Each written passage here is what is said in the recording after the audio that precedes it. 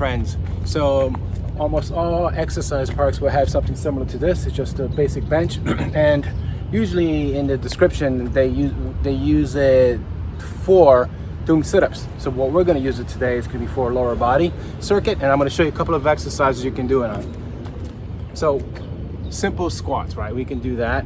Now let's take it up a notch. Let's do some single leg stuff. So we can take a seat, my foot is up, pull myself up.